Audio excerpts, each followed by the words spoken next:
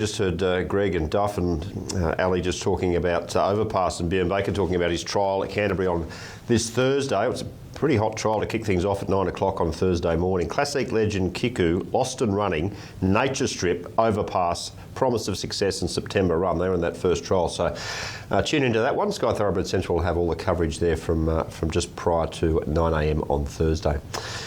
At Grafton, the Don't Forget Tabulum Cup, 1st October benchmark 58 over the mile. Only one in the market here. It's Think I'm Dreaming, one of the shortest of the day, $1.70 as we join Gaz. Welcome back to Grafton. This is the last. Don't forget the Tabulum Cup Day on the 1st of October. 58 rating run over the 16.10. And we've got a short prize favourite in the 9. Think I'm Dreaming from the John Smurden yard. First horse is Polemic, our top weight.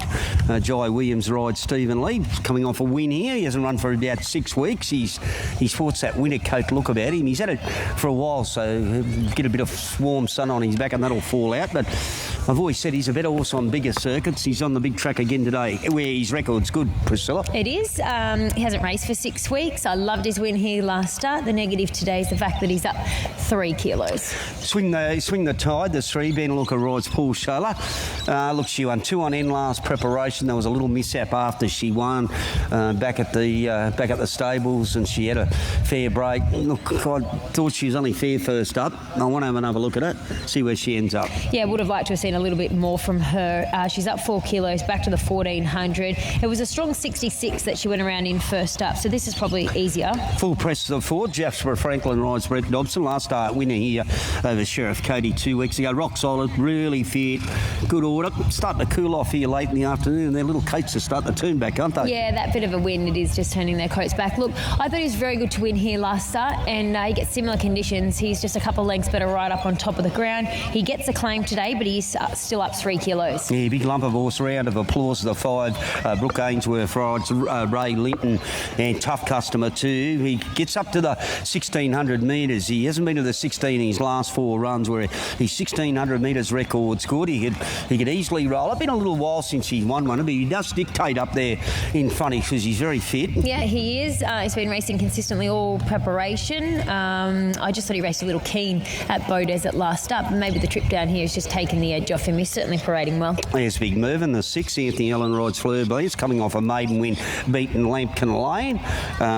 Fit in the yard, got to take the next step up, but fitness-wise ticks all the boxes. Probably just not, I thought we'd probably see him over 2,000 metres, so he's just coming back to the mile, but I'm sure he'll take plenty of confidence off his win here last start. Yeah, I like this little mare, Amore Primus, the 7. Brody Lloyd rides Jason Edwards. Really fit mare, neat and tidy, not an over big mare. Got a good 1600 metre record. Hit the line good behind Night Guy, beaten 0.8. We've had 2 winners come out of it, so she ticks the boxes in the hunt. Yeah, she does. Love the way she's going. I think she definitely will be suited by the bigger track. She's nice and relaxed and in great order. This mare's improved a mile. Argyle Bell, the 8. Tegan Harrison rides Gary Nielsen. Saw her first up, didn't see her at Casino on Cup Day, and she went to the Gold Coast after that, finding the line. A long time since she's won one, but she's trimmed up a lot. And it looks like she's sweating under the saddle there. She's warm too. She's been terrific in her last couple of runs. She's been out of the winner's circle for quite some time, but probably in the right race to figure in the finish here. Think I'm Dreaming, the 9. Ryan Maloney rides John Smurden. Lovely mare, beautiful mare in the yard. 8-year-old. She's a winner of 4, placed 9. Former Victorian. She hasn't won for 178 weeks, but we've been saying that. Johnny's only had her for the 2 runs, and both her runs at Ipswich and the Gold Coast have been good, but yeah, a lot to like about her. Yeah, I think she's a mare that falls into the category of a lot of horses today. They've been racing on very wet tracks, and she hasn't been too far away, but getting right up on top of the ground today. She's parading nice and relaxed. She's a picture of health and drawn to get the favours from the inside. Yeah, I like this horse. I think he'll win a few races. Brunel Kingdom, the 10. Luke Rolls rides for John Shelton. I like what he did at Casino. I know it mightn't have been an over-strong maiden, but he can keep improving off that. He was a bit cheeky when Luke hopped aboard. He was pretty dominant to win the jockey there last or start.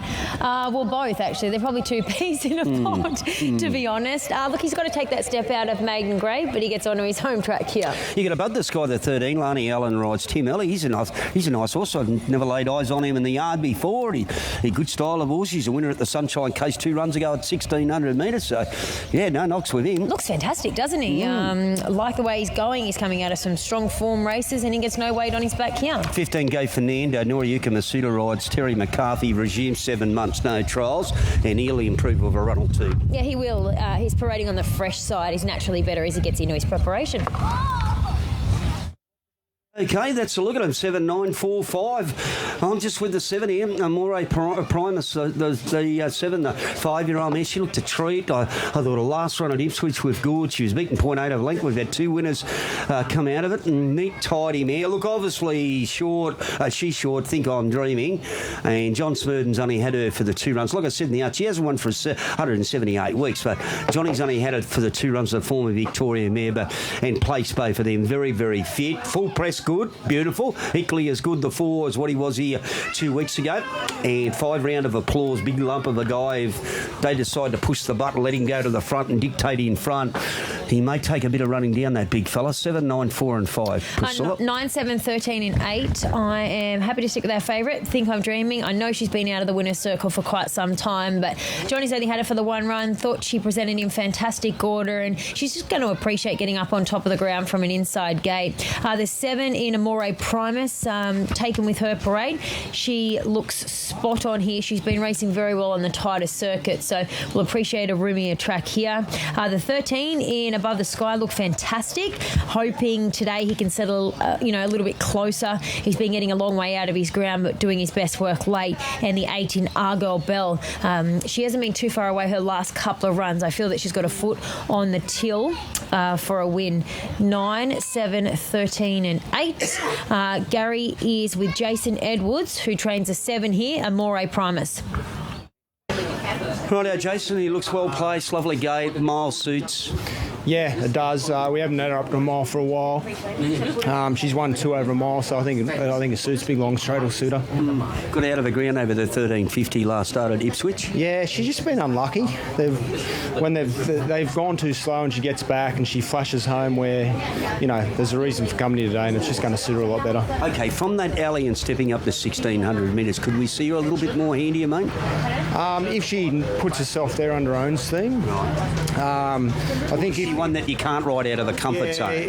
Look, she can put herself there quite comfortably, but if you rev her up too much early, she just doesn't finish off. Right. So you really got to ride her quiet, and she hits the line. Well, it's been a pretty good form race because Night Guy won the race. She was beaten 0.8 of a length. Night Guy's come out to win very easy at Lismore, and we've had another winner come out of the race. Oh, well, hopefully she's the 3rd. It'd be nice. Is she a better? One question: is she a better mare when she can get to the outside of them? Yeah, definitely, because she just likes to build her momentum. So when you sort of stop and start with her, she just doesn't pick herself back up. So if she can get a bit of room to build her momentum, that's when she can really hit the line.